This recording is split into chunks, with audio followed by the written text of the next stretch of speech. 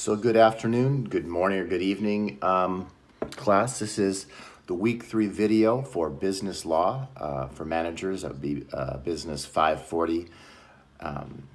And we are in our third week now. I just wanted to remind people once again, please make sure that you answer your assignments and make your postings within the deadlines. Otherwise, you will not be able to receive a grade.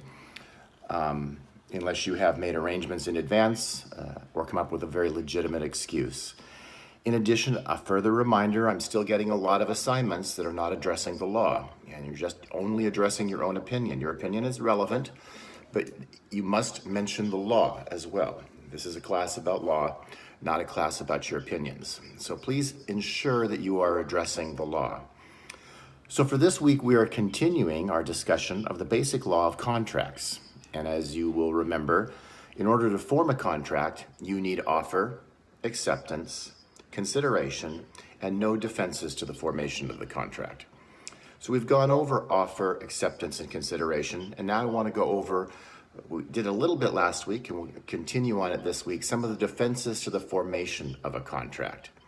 And those include things such as duress, undue influence, mistake, whether it's unilateral or mutual mistake. Misrepresentation, sometimes called fraud, and whether it's innocent fraud or intentional fraud has effects upon whether you can sue someone in tort law. We have incapacity. If you're under the age of 18 in general, you cannot enter into a binding contract. The person at any time up until they turn 18 and shortly thereafter can disaffirm the contract, but would have to return any of the benefits they've received from the contract.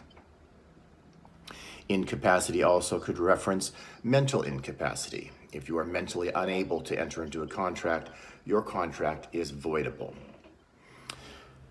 Other defenses to the formation include illegality, whether if the contract subject matter is illegal, or whether it's against public policy, such as certain covenants not to compete. Also, if it's unconscionable, where the price paid is grossly disproportionate to the value received. And this has to rise to the level of shocking the conscience of the court, not merely being a little on the expensive side. And finally, we have the statute of frauds, which determines when something has to be in writing.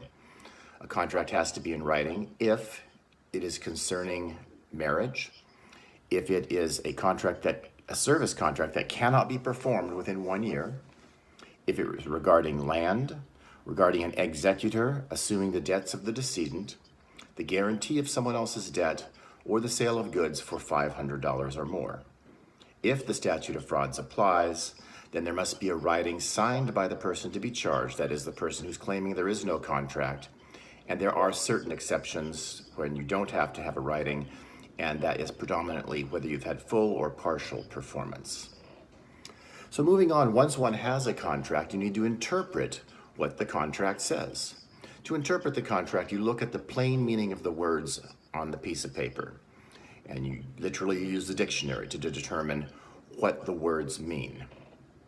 If the words are ambiguous, you can look to several things to help you determine what the contract might have meant. One is the course of performance. How did the parties actually perform the contract after they executed it? That's highly persuasive. The second most likely is if the parties are having repeat contracts doing the same thing. How did they handle this same matter the last time they had a contract of this sort? Thirdly, if neither of these two help you, then what is the custom and usage in the area for the phrases that were used in the contract? In addition, we have the parole evidence rule, which says that you cannot introduce evidence outside of the contract if it contradicts what the contract actually says. So if the contract says that you're buying 1,000 yellow rubber ducks and you sign it and you want to say, well, I didn't want yellow rubber ducks.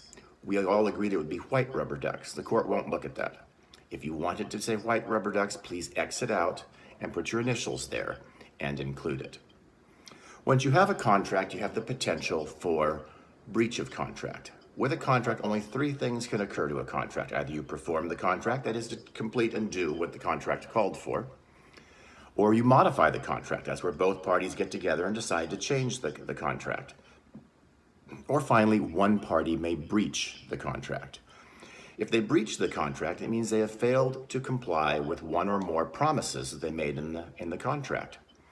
It could be a material breach in which you have so failed to comply with the contract that the entire contract does not need to be followed, and the party who did not breach is entitled to damages. If it is substantial performance, just a minor breach, then the parties will still have to carry through with the contract, but the party who's aggrieved is allowed to receive some measure of damages. There are several types of damages that you can get for contracts. The most common is expectation damages. What is the difference between what you expected to get and what you actually got? If you expected to buy a book for $100 and someone breached the contract and you had to buy the book somewhere else for $125, you get the difference between your expectations, $100, and what you actually had to pay, $125. You may also be entitled to incidental damages. These are small damages on the side that you incurred as a result of the breach. Perhaps you had to put an ad in the newspaper in order to find a replacement book. There are consequential damages, where as a consequence of the breach, other bad things happen, and you're sometimes allowed to sue for those. You also have reliance damages. If you've incurred damages in reliance upon the other party keeping the contract, then you're sometimes entitled to those reliance damages.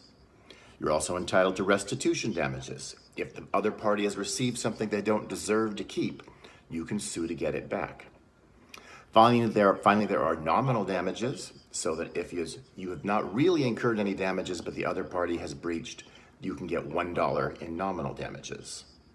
There are liquidated damages, which is where you, in the contract, decide what the damages are going to be in advance, because it is difficult for you to calculate the damages. However, this cannot be a penalty. It has to be reasonably proportionate to the actual damages incurred. And finally, there are punitive damages, damages that are intended to punish the other party. In general, in contracts, we do not have punitive damages. So that's it for this week, number 3. If you have any questions, please feel free to contact me at valford@yahoo.com. And good luck. Thanks.